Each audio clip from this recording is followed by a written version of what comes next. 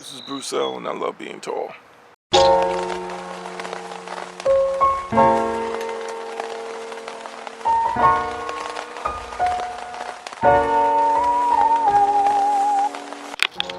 You know, we tend to live in mediocrity. We tend to really be comfortable with the smaller numbers that we have, the smaller responsibilities.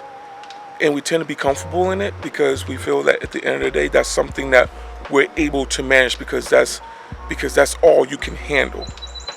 And we tend to forget that God wouldn't put much on you that you could bear, right? So, for example, I just spoke to 50, 60 group of men, people, which contain men in the Bible study fellowship, and I was nervous because there was a lot of things that I wanted to say, but it wasn't of that what God wanted me to say. And because of this, I froze a bit. I managed to finish maybe under 3 minutes, but at the same token, I spoke to a lot of people, and I was nervous because I spoke to a bunch of people, and I wasn't myself, right? And I love Bruce, and I love me. I love who I am, and I stated that.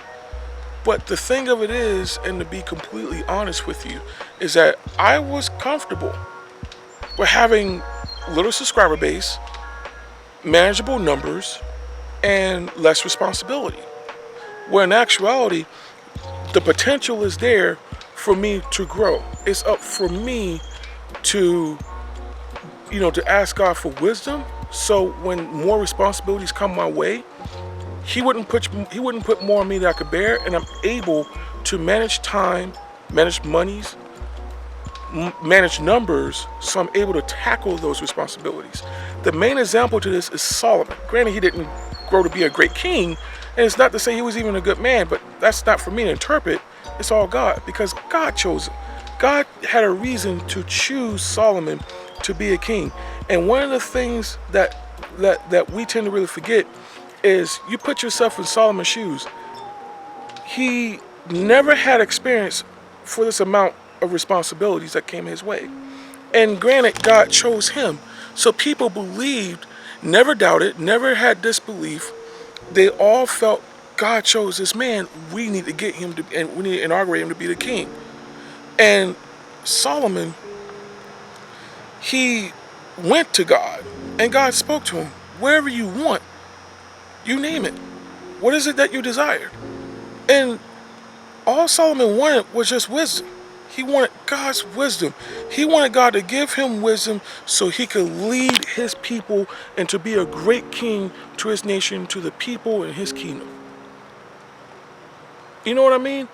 I wish, man, that I could hear more of these people out there can honestly say, I would like to, ask God for wisdom. You know what I mean? Because we tend to really pray for the things that we want and not for what God have us to do. And for me, I got to stop running away from the responsibilities that what God has right there in front of me, because I have to pray at the end of the day that he's still right there in front of me for every step I take.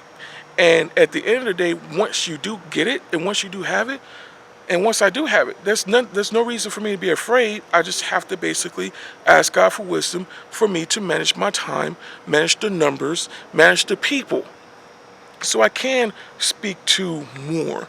And I'm hoping to reach, never mind 500. I wish to reach out to 1,000 subscribers, 2,000 subscribers. Heck, let's make it a cool 200,000.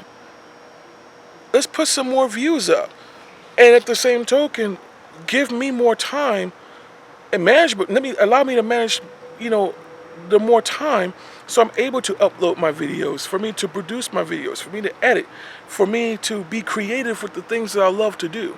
Allow me the time so I can actually go out and reach out to each and every one of you guys physically, right? And even spiritually. Because at the end of the day, wisdom is power. Knowledge and wisdom is knowledge applied. Knowledge is not power without wisdom. I want you guys to remember that. Knowledge is not power without wisdom. For wisdom is knowledge applied. Be blessed. Sho'Nuff.